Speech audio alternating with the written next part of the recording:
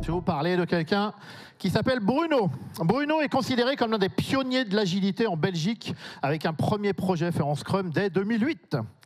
Formateur certifié de la Scrum Alliance dès 2013, il est un des rares francophones à pouvoir donner cette formation en français et plus de 2500 personnes ont bénéficié de son enseignement. Il faut également savoir que Bruno est un spécialiste des jeux agiles.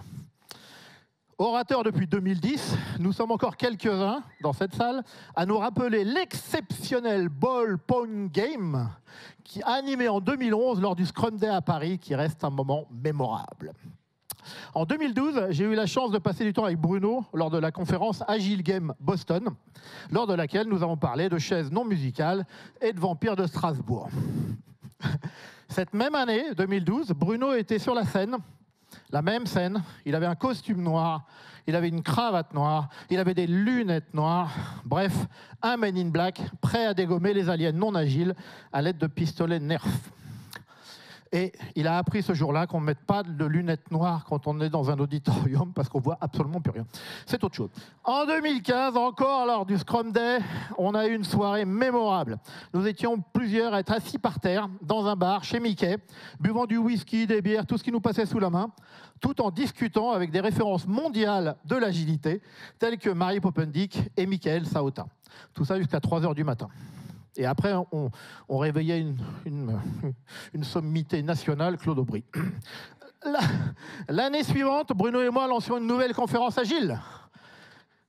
On a eu 30 préinscriptions, mais elle n'a pas pu voir le jour. Et pourtant, hein, pour faire rêver, nous l'avions baptisé Agile et Biture. Bruno est également très impliqué dans l'organisation des conférences agiles en Belgique. Agile Tour Bruxelles, Journée Agile, etc. Et parfois, lors d'une soirée, notre jeu consiste à empiler alternativement une bouteille de bière, un smartphone, une bouteille de bière, un smartphone, une bouteille de bière, un smartphone, jusqu'à 6 étages. Il vaut mieux pas avoir le smartphone du dernier étage. En 2019, Bruno rédige un livre sur un sujet très différent, les familles d'âme, et développe une offre de coaching personnel. Bon, maintenant les choses qui fâchent, il faut bien le dire, Bruno est belge.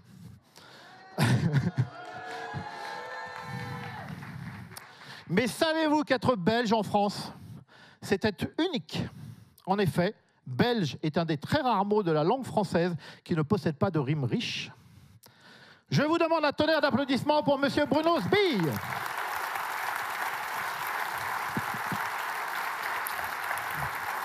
Check micro. Check micro. Bonjour Agile Grenoble, est-ce que vous allez bien? Alors ça, c'est un bien dit de digestion. Hein, on m'a déjà dit, les organisateurs, que je faisais la keynote de digestion. Donc on va essayer de faire ça un peu mieux. Grenoble, est-ce que vous allez bien? Ah ouais, j'ai senti l'énergie, c'est bon. Merci Alex. Allez, on est parti. On va commencer par tous lever les mains. Les supporters de foot connaissent peut-être un peu ça. Et on va remercier les sponsors en frappant une fois, mais seulement quand je le dis, bien sûr. Hein. Ah. Pour l'introduction... stop! Faut me suivre, les amis. Ah, c'est pas grave, on digère, c'est normal, moi aussi. Pour Alexandre Boutin et sa super intro. Bon, c'est moi le Belge, normalement, qui est long à la compréhension. Donc, vous me suivez. Ok, c'est mieux, on va dire. Ok, pour Samuel à la régie qui a réglé tous mes problèmes techniques. Ok, pour les organisateurs. Pour vous, le public. Et pour tous les autres orateurs. Ok, merci. Ah, attendez, parce qu'on me dit à la régie, il y a un petit problème dans le son. Non, je suis belge, c'est mon accent, t'inquiète, il n'y a pas de problème au micro. Ok, donc, effectivement, comme Alex l'a dit, je viens de Belgique, et donc ma femme est française. Et j'ai bien compris qu'au début, je pensais parler le français. Et parfois, je lui parlais, et elle me regardait comme ça, un peu comme si elle disait « Je crois que cet indigène essaye de communiquer avec moi ». Donc c'est vrai que si je vous dis... J'étais dans la cuisine en train de passer le torchon par terre Et il m'a coûté 70 €. Là, j'ai perdu tout le monde. Mais rassurez-vous, je suis bilingue, torchon, serpillière, 70, tout ça, je maîtrise. Alors ce matin, Johnny a cité notre plus grand philosophe, qui est notre plus grand philosophe en Belgique. Voilà. Alors parfois il utilise des mots d'anglais, donc moi je vais aussi utiliser des mots d'anglais. C'est pas un manque de respect par rapport au français, c'est juste que l'histoire que je vais vous raconter, c'est dans un contexte international, donc parfois voilà, je vais dire les mots tels qu'ils sont. Allez, est-ce que vous avez tous un smartphone à proximité? Parce que j'ai envie d'interagir un petit peu avec vous, et donc on va tout de suite tester sur Mentimeter. Assurez-vous d'avoir un smartphone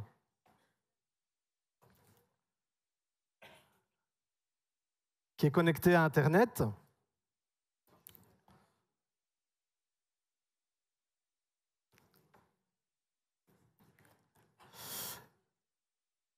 Donc pour ceux qui ne connaissent pas le principe, soit vous scannez le QR code, soit vous allez sur le site menti.com et vous tapez le code. OK? Voilà, faites-moi des petits likes pour voir si les gens sont connectés, comme ça, ça a l'air de bien fonctionner.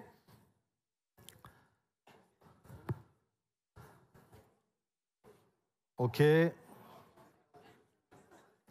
Alors, pendant toute la présentation, tout en haut, vous avez toujours de quoi vous connecter si jamais ça ne va pas. Alors, quelques points. Ici, on va faire un test sur le Mentimeter. Gardez-le bien ouvert. Parce que parfois, on est un peu foufou, on est en pleine digestion, on ne fait pas attention. On fait son Menti et puis on coupe la fenêtre. Donc, gardez-la bien ouverte, on va y revenir régulièrement. Alors, quand vous répondez aux questions, n'oubliez pas d'appuyer... Ah ben, il y en a qui sont à fond sur les likes, c'est bien. N'oubliez pas d'appuyer sur le... Là, je vous montre un print screen, j'ai 113 likes. Là. Attention, c'est un peu trop. N'oubliez pas d'appuyer sur « Envoyer » pour valider vos réponses. Si jamais vous n'arrivez pas à vous connecter ou votre Wi-Fi déconne ou quoi, pas de souci. Notez vos réponses soit sur votre smartphone, soit sur du papier, parce que vos réponses, elles vous seront utiles pour la suite. OK? Donc... je vous demande de choisir votre équipe. Vous avez droit qu'à une équipe. On a l'équipe des frites belges, la bière belge, le chocolat belge et l'équipe nationale de football belge, les Diables Rouges, peut-être vous connaissez. On est vachement sympa avec la France en général sur le terrain. Alors, qui va gagner ce match? Moi, je donnais plus sur le chocolat quand même, hein, mais la bière... OK, en tout cas, ça fonctionne pour tout le monde. Alors, attention, ne coupez pas votre fenêtre, mais on va revenir à la présentation.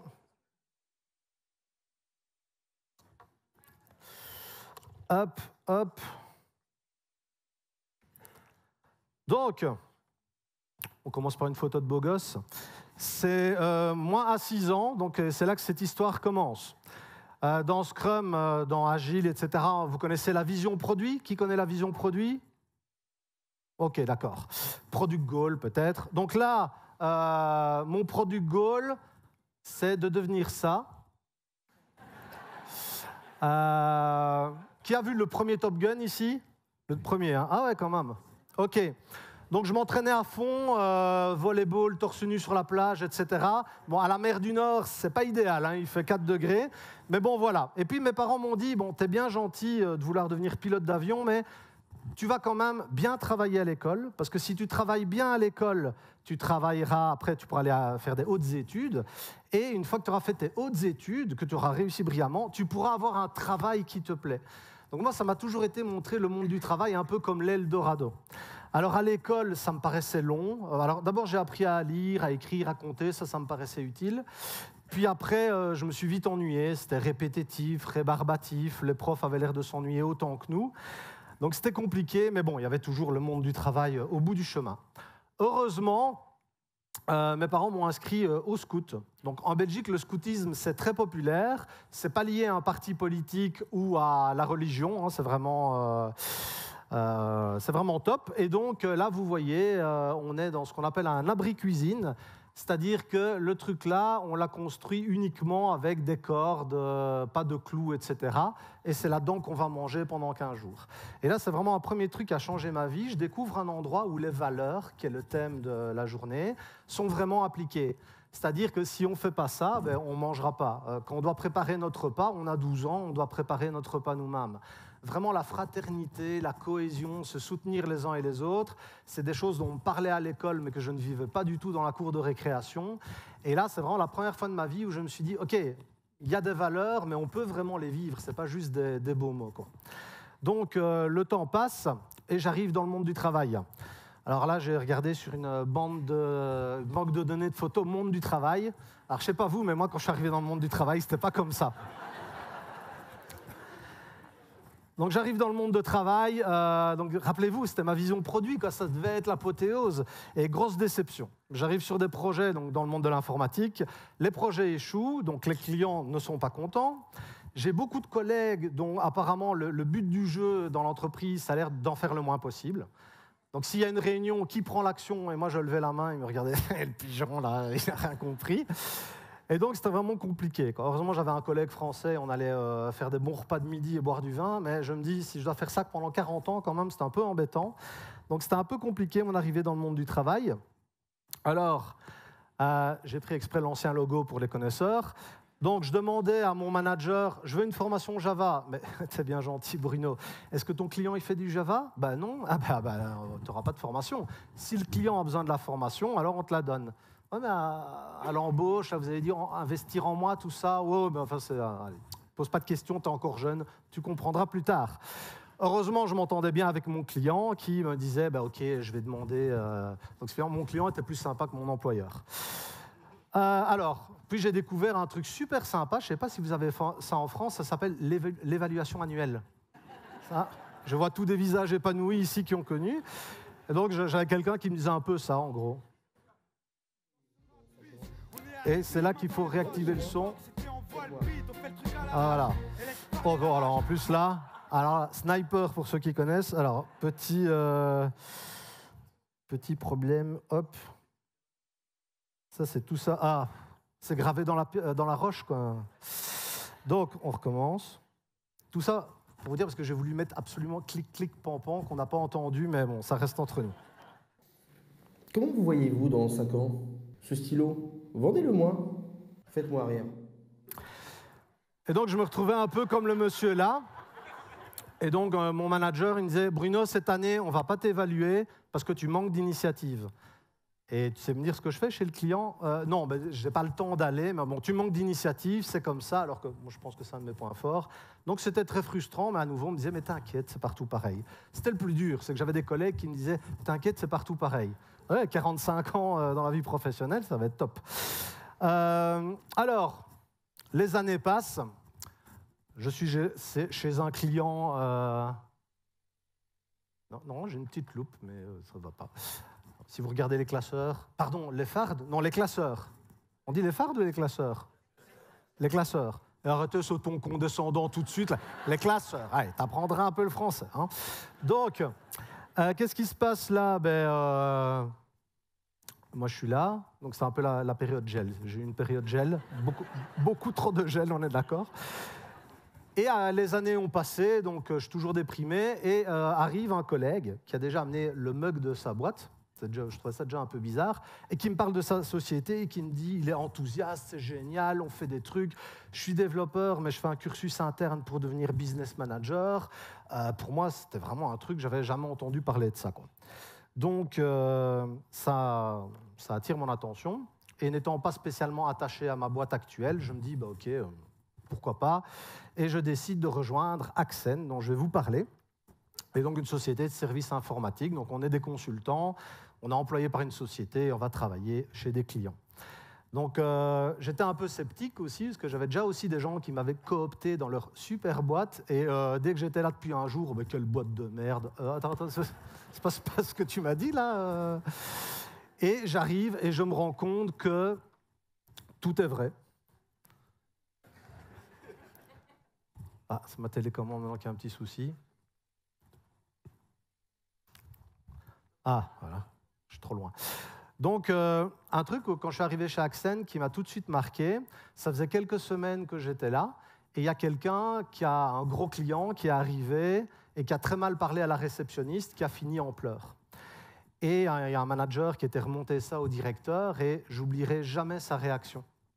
Il a réuni tout le personnel et il nous a dit écoutez, la prochaine fois que ça se passe, nous on a telle et telle et telle valeur, dont une valeur qui est le respect. La prochaine fois que vous voyez quelqu'un parler comme ça, vous n'en parlez pas au manager, vous allez directement sur la personne, vous la recadrez poliment mais fermement en expliquant monsieur, ici c'est pas comme ça qu'on parle, quoi. Et là c'est vraiment un premier truc que j'avais jamais connu. Parce que j'avais eu des situations pareilles et j'entendais plutôt « Ouais, mais il est comme ça, voilà, c'est un vieux, on ne le changera pas. » Ou « Ouais, mais c'est un gros client, donc... » Et là, j'étais là, ah ouais, ça m'a vraiment marqué, quoi. Donc, pour vous donner un parallèle, je demande une formation. Bon, là, j'étais plus dans ma période Java. Et ils me disent bah, tout ce que tu veux, quoi. Et on pouvait avoir des formations de leadership, de management, de psychologie, donc des choses qui, moi, d'habitude, étaient réservé pour la direction. Et non, mais tu peux avoir ce que tu veux comme formation. J'ai presque envie de leur dire, vous êtes sûr, là, parce que ça n'a pas l'air de... Et mon manager qui ne savait pas trop ce que je faisais, ben là, ils avaient en place ce qu'ils appelaient des project review. Et c'est-à-dire que tous les 3 mois, on allait voir les clients avec notre manager et en mode équipe. Et donc, ça permettait vraiment de recadrer. Et en plus, les clients adoraient parce qu'ils disaient bah, tous les autres, ils nous placent quelqu'un, puis on ne les voit plus jamais, quoi. Donc, c'était vraiment intéressant. Alors, je suis en train de vous parler un petit peu d'un truc. On va retourner dans le Mentimeter.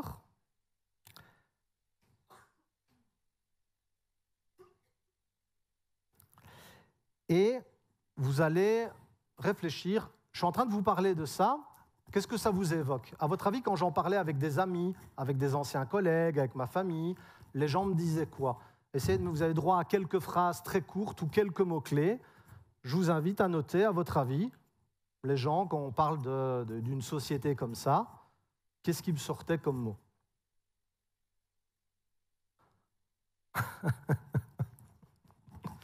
On a les mêmes amis, là. Ok, on va voir les mots qui... Ah, bisounours, c'est un grand classique.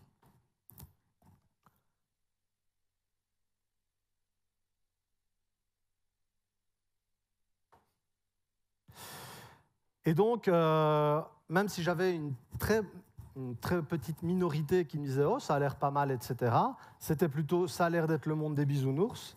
Alors, est-ce que vous m'avez mis secte? Ça revenait souvent. On dirait une secte.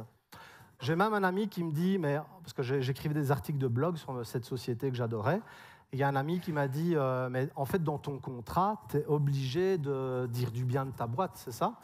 Comme si c'était vraiment inconcevable, et je comprends, parce qu'avant, j'aurais pu dire pareil, comme si c'était vraiment inconcevable qu'en fait, on dise du bien de la boîte. Il y a aussi un grand classique en Belgique, c'est dès que vous dites que vous aimez un peu votre travail, on dit « je ne suis pas carriériste ». Comme si vous aviez 2 choix. Hein. Vous oubliez complètement dans le travail ou être malheureux au travail. On dit ça, je ne suis pas carriériste en France? Oui? Ok. Mais donc, bisounours, c'est impossible, utopique, pas mal.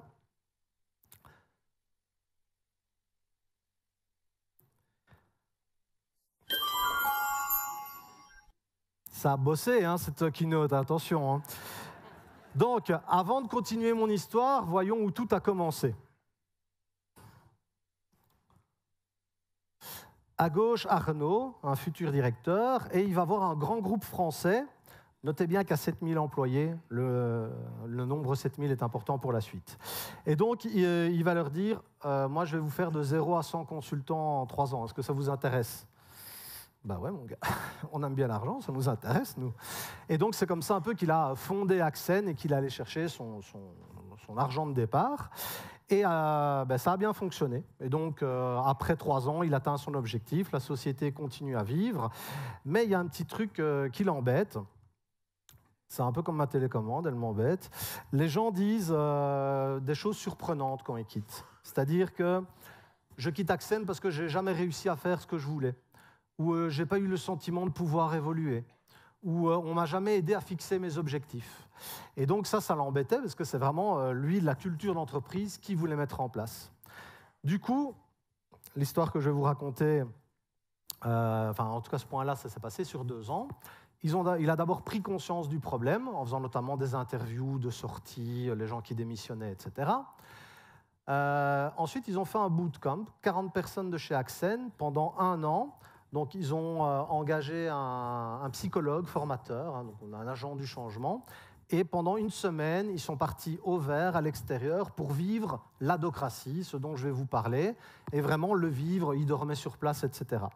Ça leur a bien plu, et donc on a créé un programme, donc un ensemble de projets pour diffuser l'adocratie.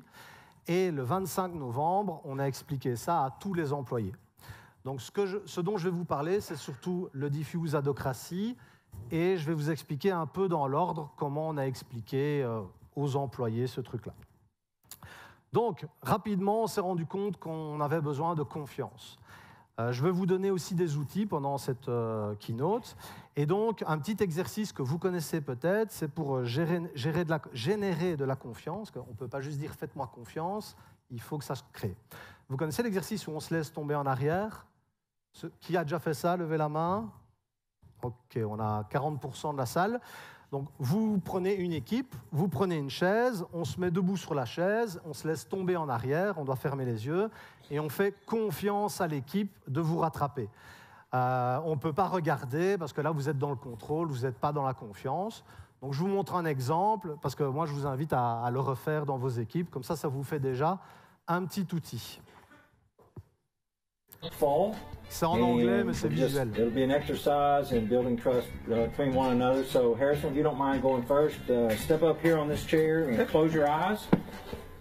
All right, and then everybody fill in, and we're going to ask you to fall, and then they will catch you. So you have to trust us. I'm going to count to 3. Just relax and fall. Okay? 1, 2, 3. No, wait, no! Alors, il faut bien donner les consignes parce que sinon, la confiance, c'est pas top. Donc, c'est en arrière, hein, je rappelle. Alors, voilà un petit peu comment on faisait notre programme. Donc, vraiment, on le dessinait. Hein. Ça, c'était le document officiel. Qu'est-ce qu'on voulait faire? On voulait communiquer, on voulait faire l'évolution de carrière. Moi, j'étais sur un projet Yaka, c'était sur le feedback. Comment on accueille des gens, le coaching, le parrainage, le suivi de formation. On avait aussi un projet de mesurer les bénéfices pour être sûr que ce qu'on met en place, ça va dans le bon sens. Alors, premier point qu'on abordait le 25 du 11, c'est Mintzberg. Donc, il y a différents modèles. Il a défini différentes structures d'entreprise. La première, c'est l'entreprise entrepreneuriale. Donc, je vais juste vous en décrire quelques-unes. Et donc, dans l'entreprise entrepreneuriale, on a la directrice ou le directeur qui est présent un peu partout. Donc, on est plutôt dans du management directif. C'est souvent la directrice ou le directeur, quelqu'un qui sait tout faire. Donc, c'était la structure que Axen avait avant, et donc ils ont choisi d'évoluer. Ou par exemple, une entreprise familiale en bâtiment, où le directeur peut prendre un chariot élévateur, décharger une palette, parler avec les clients pour vendre un produit, ou lui-même maçonner un mur. Il y a un autre modèle d'entreprise que vous allez peut-être reconnaître. Écoutez bien.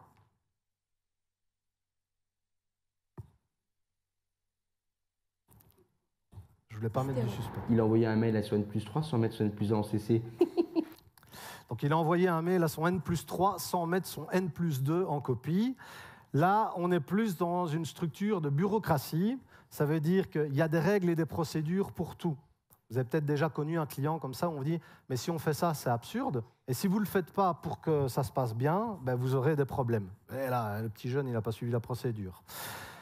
Mais donc, c'est vrai que si vous faites des médicaments, etc., c'est peut-être bien, c'est peut-être une structure qui est correcte pour vous. Donc, c'est vraiment le N+3, le N+2, celui au-dessus a toujours raison. Bon, je simplifie, c'est pas comme ça, mais en tout cas, la hiérarchie est importante. On ne peut pas se permettre de faire tout et n'importe quoi. Et souvent, c'est des grandes entreprises. Donc, on a des administrations, banques, multinationales, etc. Alors, une série Good Vibe, pour ceux qui connaissent. L'arène politique. Ça, je suis sûr qu'il y en a parmi vous qui vont reconnaître certains endroits où ils ont déjà travaillé. Là, c'est les intérêts personnels de certains sont privilégiés. En gros, on s'en fout du groupe, on s'en fout de l'entreprise. C'est qu'est-ce que ça peut faire pour moi. Et donc, on a manipulation, harcèlement moral, excès de pouvoir. Et donc, en général, c'est les endroits où on n'aime pas travailler. Et moi, j'ai reconnu ce genre de choses. Souvent, vous avez des job descriptions où on dit « bonne résistance au stress ». Hein, on ne va pas faire baisser le stress, c'est à vous à bien résister au stress. Hein, et on va bien vous en foutre du... Donc, faites attention si vous voyez ça. Voilà. Et donc, l'adocratie, Médecins sans frontières, par exemple. L'adocratie, les tâches sont plutôt imprévisibles. Donc, si vous aimez que ça se déroule comme prévu, ça ne va pas être agréable. Ce n'est pas nécessairement répétitif et il y a souvent un haut niveau de formation. Donc, on est plus en mode management participatif, ce que nous, on appelait le mode projet. Et donc, par exemple, Médecins sans frontières, quand ils arrivent sur un site, ils ne commencent pas à faire les médecins. Ils commencent à créer des latrines, faire des égouts pour évacuer les eaux usées, pour qu'il y ait moins de maladies. Et une fois que le camp fonctionne, là, ils vont peut-être commencer à faire des consultations.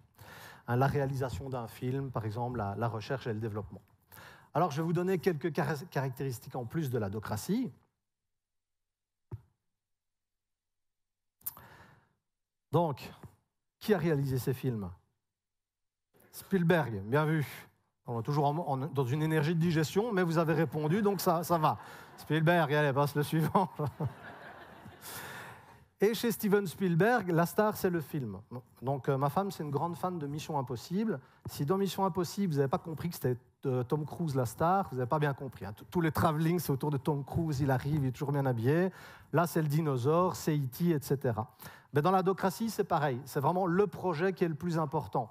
Ce n'est pas moi qui veux avoir tel titre et avoir la main sur tous les projets, c'est le projet est le plus important. Et si le directeur doit être un simple exécutant sur un projet pour que ça fonctionne, ben ça va se passer comme ça.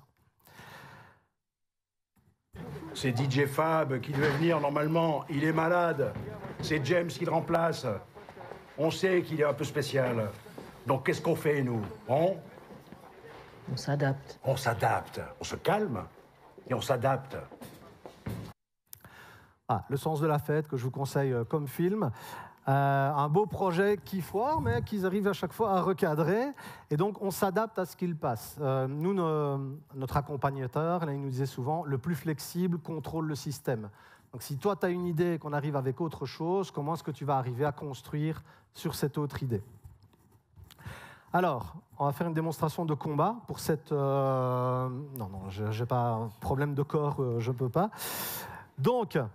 On dit que parfois on a des organisations pyramidales. Ici, on est plus sur une organisation matricielle. Ça veut dire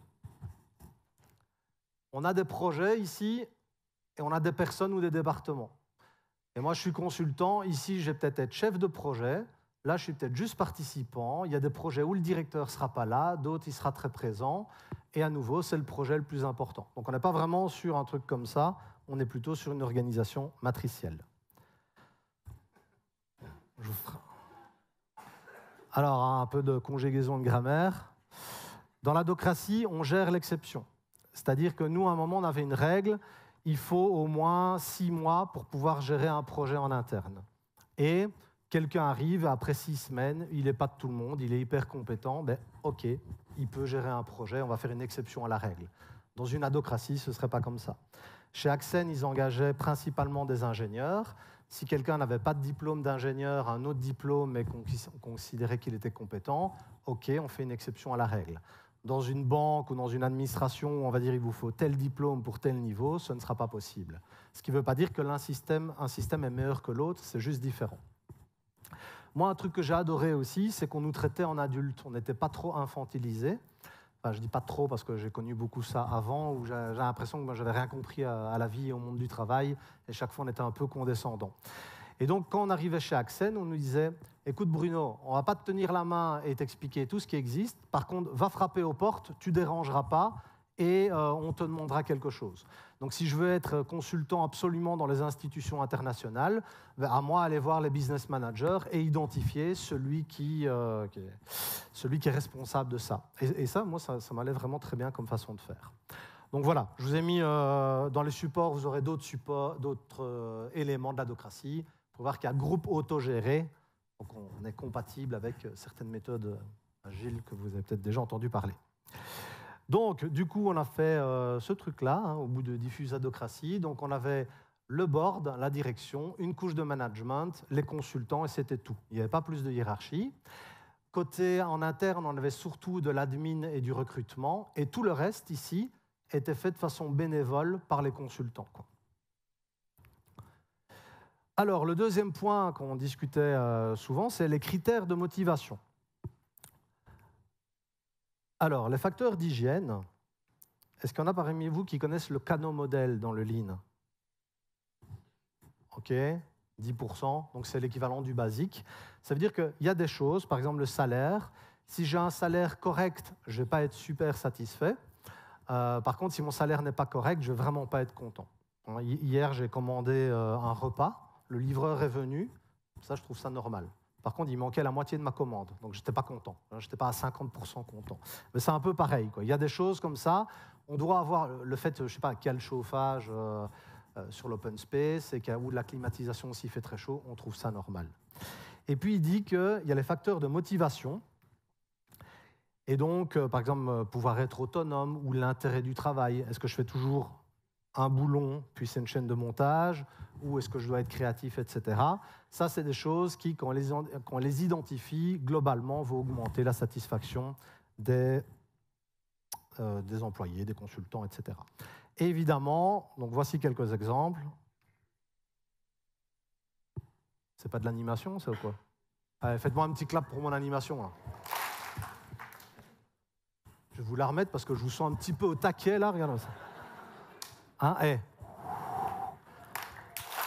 OK.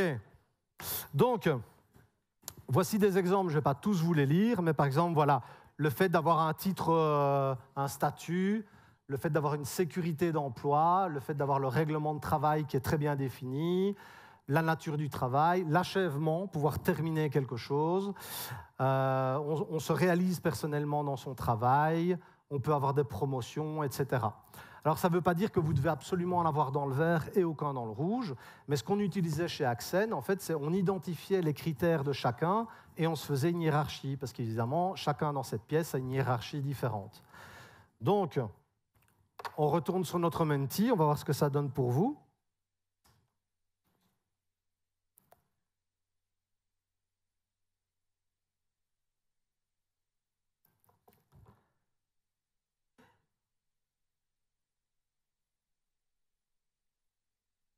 Alors, vous pouvez déjà répondre. Hein. Vous avez le choix entre 2 jobs. Lequel choisissez-vous? J'ai un excellent salaire, mais on ne me donnera jamais de reconnaissance. J'ai un salaire dans la moyenne, mais je reçois souvent de la reconnaissance. Et donc, le fait de travailler comme ça, en étant un petit peu binaire, ça vous permet de dire, ben tiens, là, voilà, on a plus de gens qui fonctionnent à la reconnaissance. Question suivante. Vous avez le choix entre 2 jobs. La nature du travail, ce que je dois faire me passionne. Par contre, je n'ai aucune garantie de sécurité d'emploi, c'est une start-up. Ou j'ai une sécurité d'emploi totale. Par contre, le travail est assez répétitif et peu engageant intellectuellement. À nouveau, d'une personne à l'autre, ça va changer. Allez, on part sur un 3e. Très bonne ambiance de travail avec mes collègues. Par contre, le directeur a un caractère de cochon. Ou la directrice est très inspirante. Par contre, l'ambiance avec les collègues est neutre, voire glaciale.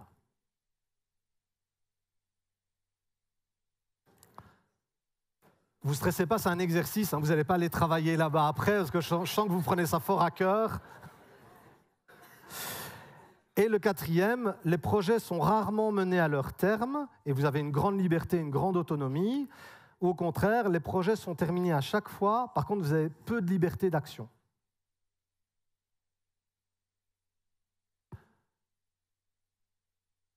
OK.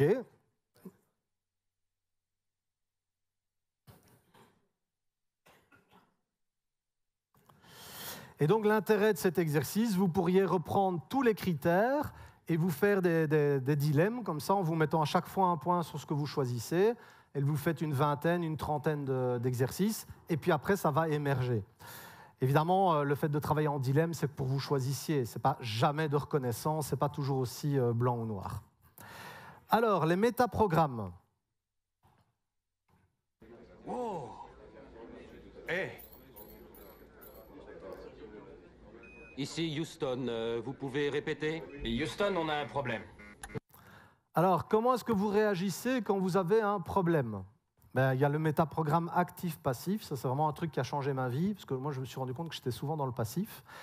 J'ai un problème actif, ben, je prends des actions pour résoudre mon problème.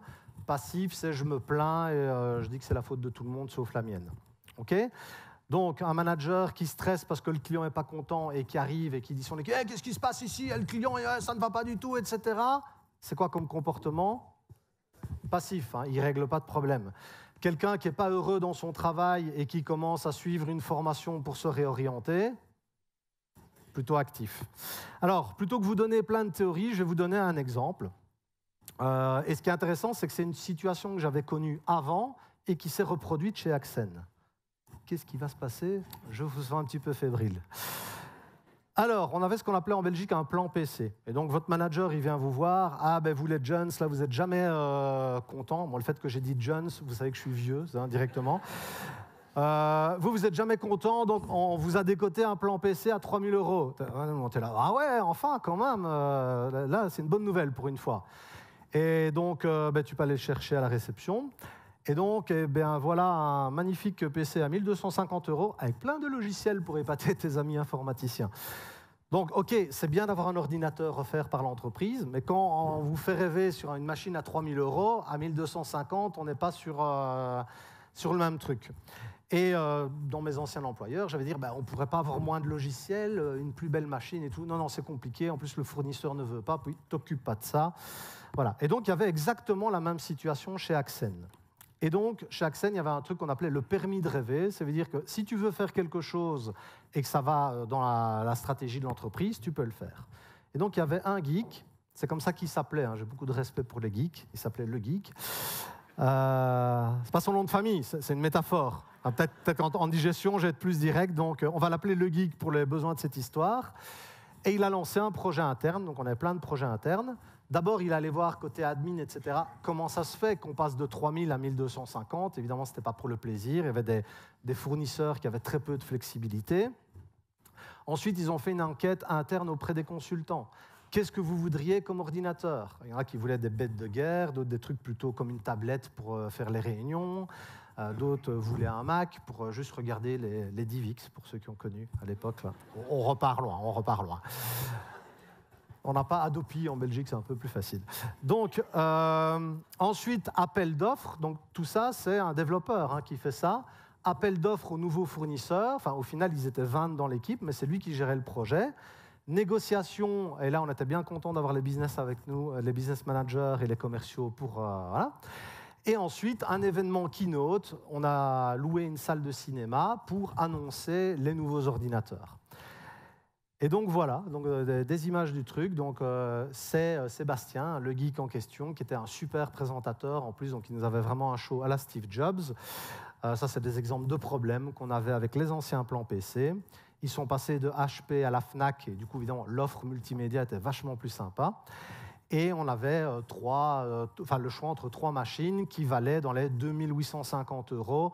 Et on s'est dit, les logiciels, vous avez peut-être vos licences ou vous les achetez. Et tout le monde était content. Vous pouvez les pirater éventuellement, mais ça, on ne l'avait pas dit, quoi.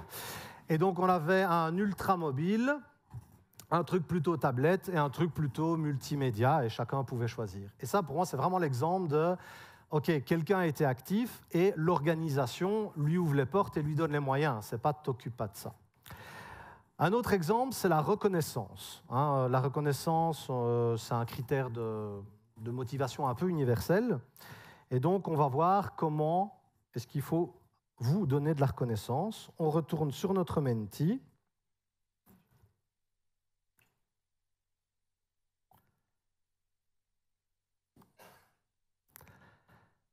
Et vous avez le choix, on doit vous remercier. Que préférez-vous? Qu'on vous dise merci très sincèrement, qu'on vous écrive un email ou un petit mot manuscrit, ou on vous invite à un barbecue, pump it up avec le reste de l'équipe.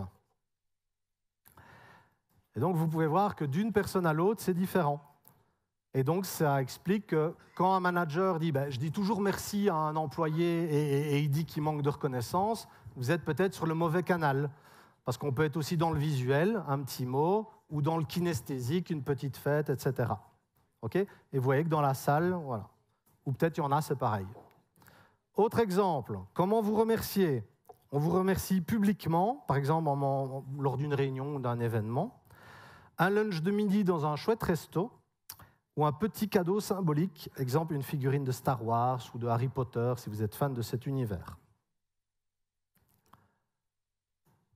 Donc je vous enverrai les résultats et donc vous pourrez voir les différents niveaux de reconnaissance. Okay, et donc chez Accent, ce qu'on faisait, on identifiait, on appelle ça le VAC, visuel, auditif, kinesthésique. Et notre manager, on lui disait nous-mêmes, moi je suis visuel, donc commence pas à me faire des discours, etc. Moi, il me faut quelque chose de visuel. OK.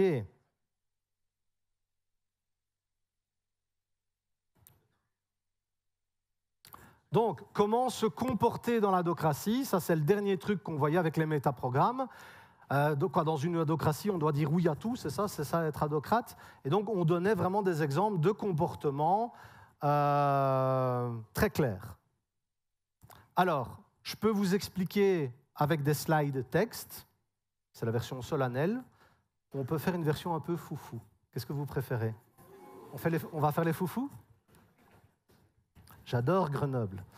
Puis quelqu'un va me dire à la pause, Bruno, ils ne sont pas tous de Grenoble, tu sais, hein, Je sais. Je suis venu en 2012. Donc, qui a vu ce film? Donc, c'est un film où ils essayent d'arrêter de fumer.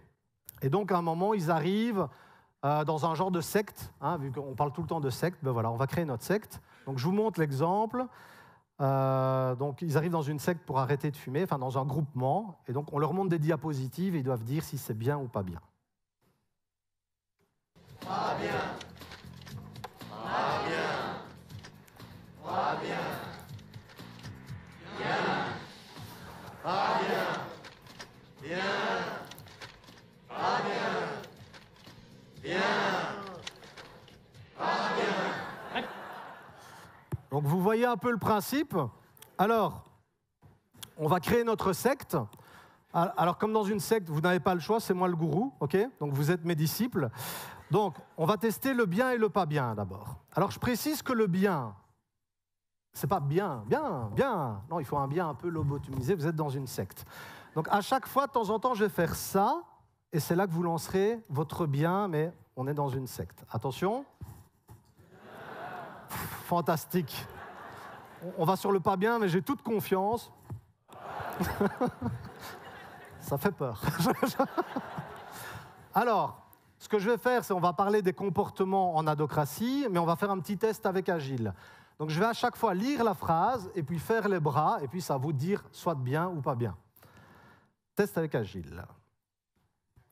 Respectez le manifeste Agile. Une Daily Scrum stand-up meeting qui dure 45 minutes. Ok, je crois que vous le tenez. Prêt pour l'adocratie? Alors, collaborer. Se plaindre sans rien faire, attendre que les autres fassent. Le projet prime est toujours prioritaire. C'est bien. Se mettre en compétition avec les autres.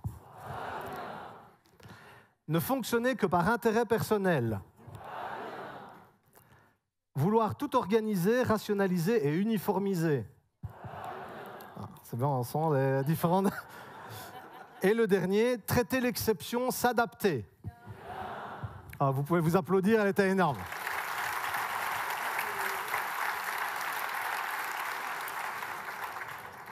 Alors vous pourriez me dire, ben voilà, encore une keynote où le mec il vient parler de sa boîte et dire que c'est des stars et que c'est trop bien, etc. Déjà, il faut que je vous avoue, c'est de l'histoire que je vous raconte, elle finit mal. Un peu plus d'empathie. Elle finit mal. Ah voilà, ils sont encore dans la secte là, ok. Je vais peut-être en reprendre quelques-uns en Belgique en remontant. Donc, évidemment, on a eu des problèmes, comme tout le monde. Le premier problème... Non, alors... Comment je vais me sortir de là? Les abeilles...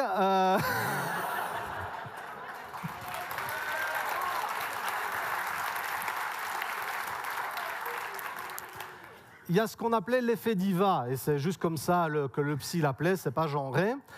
La diva, c'est la cantatrice qui va faire un récital, il y a 2000 personnes, et juste avant de monter sur scène, elle dit « Vous doublez mon cachet, sinon je ne chante pas ». Ben, qu'est-ce qu'on avait chez les consultants? Imaginez-vous, vous êtes en interne, vous faites un projet interne et vous discutez directement avec la direction, et puis là on me dit « Maintenant tu vas aller bosser dans une adocratie, dans une bureaucratie, et tu seras business analyst ».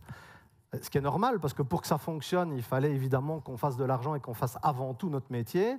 Mais il y en a qui disaient non, moi, c'est pas assez bien pour moi. Et donc, il y en a qui commençaient à tout refuser parce qu'ils se prenaient pour des stars, ce qu'on appelle un peu l'effet diva. Donc ça, c'est un problème et ce n'est pas bien, comme certains l'ont dit.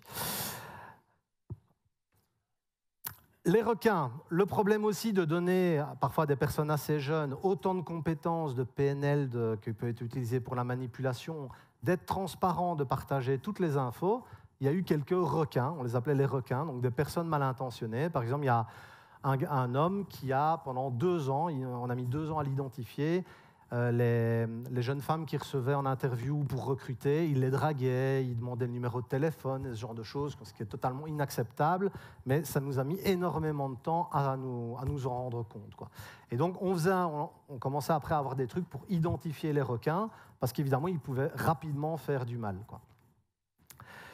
Un truc que j'ai appris après, c'est que les business managers, ceux qui devaient nous placer chez les clients, avaient énormément de pression. Ils devaient souvent rester jusqu'à 18-20 heures et il y avait beaucoup de pression sur leurs épaules, ce qui n'allait pas vraiment dans les valeurs de l'adocratie. Et aussi, il y avait ce qu'on appelait des virus de pensée. C'est-à-dire que des gens qui disaient en fait, la bureaucratie, c'est des gros nuls. Mais non, pas du tout. C'est une structure qui est différente avec ses propres codes. Il n'y a pas de bonne structure. Quelqu'un qui est heureux dans une adocratie et qui se dit moi je peux quitter à 16 heures et c'est sûr que tous les jours je peux quitter à 16 heures, mais après je vais faire 3 heures de crossfit à la salle et c'est vraiment ça qui me fait vibrer, ben, c'est très bien, il a trouvé la bonne structure, quoi. Et moi aussi un truc qui m'est arrivé, c'est qu'on était tellement à fond qu'on était trop impliqué que notre vie personnelle en pâtissait, donc moi à un moment j'avais trop de choses aussi. Donc voilà, comme toute structure, il y a aussi des défauts. Donc du coup, est-ce que c'est une happy end? Est-ce que c'est une fin heureuse? Ben, je vous ai déjà un peu spoilé, hein. Pas vraiment, malheureusement, parce qu'après 9 ans, donc regardez, ils sont devenus 15 000, le groupe, le directeur, il dit après 9 ans, je m'en vais pour aller faire d'autres choses. Alors, il n'est pas parti comme un malpropre, il a mis des choses en place, évidemment, pour qu'il y ait une transition, mais je vous fais la version rapide. En fait, 15 000 personnes, évidemment, on est sur une bureaucratie, et ils ont dit, le groupe, on va mettre quelqu'un de chez nous, hein, les rigolos, là, on va remettre un peu de l'ordre dans tout ça. Et ça, c'était le début de la fin de l'adocratie. Parce qu'il y en a qui se trouvaient bien dans un truc plus cadré, moins responsabilisé, etc. Et donc, voilà, c'était la fin de l'adocratie. Mais en fait, s'il y a quand même une happy end à cette histoire, pas bien, spécial dédicace, les amis. En fait, oui, il y a une happy end.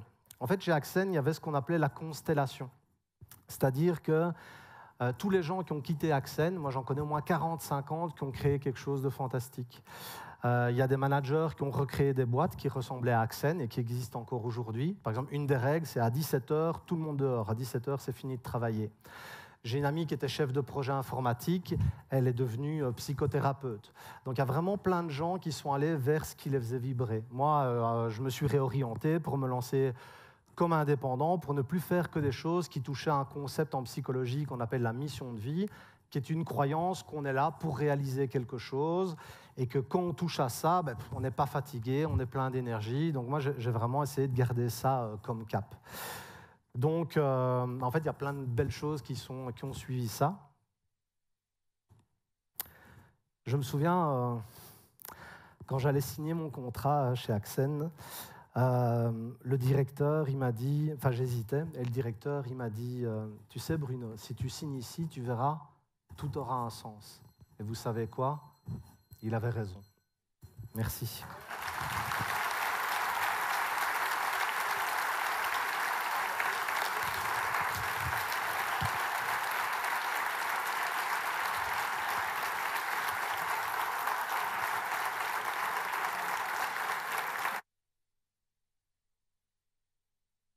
On va prendre quelques questions. Je vais juste donner 2-3 infos. Donc, comme Alex l'a dit, je me suis intéressé à certains modèles liés à la psychologie et au développement personnel. Chez Axen, il y avait un truc important qu'on appelait un équilibre entre donner et recevoir. Donc, si vous avez aimé cette keynote et que vous voulez me redonner quelque chose, de la reconnaissance ou quoi, je vous invite à scanner un QR code. Vous pouvez précommander mon prochain livre qui est plutôt sur du coaching, de la psychologie, etc. Il y a aussi mon livre actuel, qui est toujours, qui est déjà sorti, fatalement.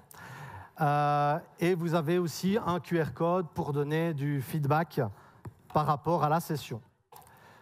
Alors, je ne sais pas s'il fonctionne, là, le truc... Allô, allô? Ouais? Est-ce que quelqu'un a une question?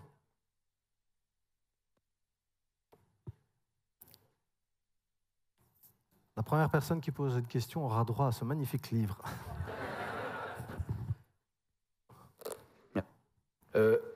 Qu'est-ce qu'il a fait, le directeur d'Axen, après? Il est allé, qu'il a répliqué? Il est allé reprendre une usine de semelles orthopédiques pour travailler avec quelqu'un de sa famille, en fait. Et après, il a eu des prix de l'artisanat et tout. Donc, vraiment rien à voir avec l'IT, mais ouais, il n'est pas parti dans une banque d'affaires. Et le livre t'attend ici. Hein. Peut-être qu'on fera après. Quelqu'un d'autre, une question? J'ai encore 2 autres livres, si ça peut vous motiver.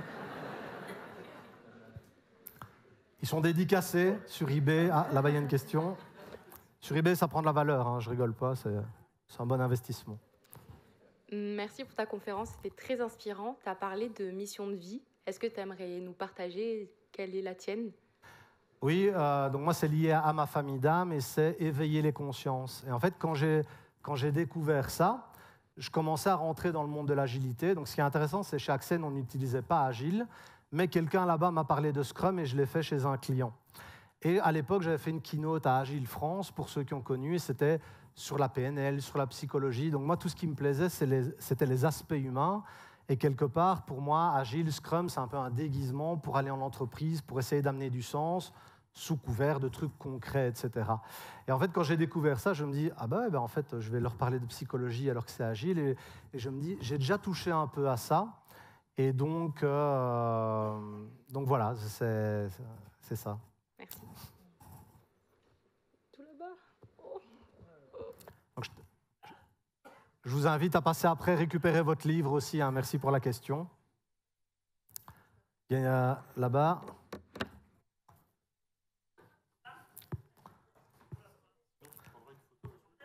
Quoi? Ah bah oui. 1, 2, 2. Salut, merci beaucoup, c'était super inspirant, bravo.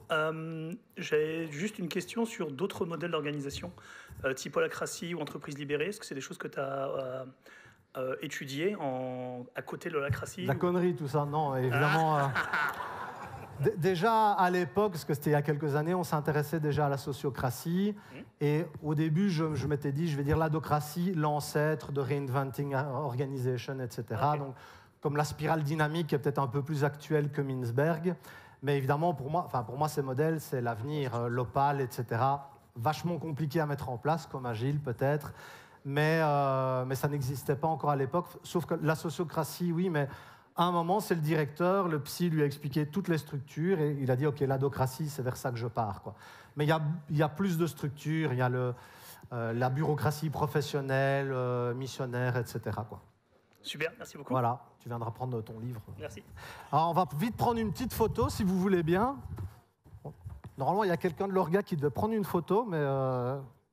Alors, vous pouvez vous lever et lever les mains, s'il vous plaît.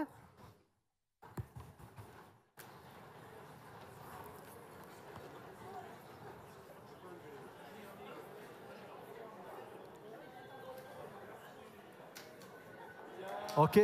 Et faites-moi un bien. Pas bien. Attendez une dernière photo. Oh là là. Et là, on va la faire. OK, levez les mains, s'il vous plaît. Merci à vous.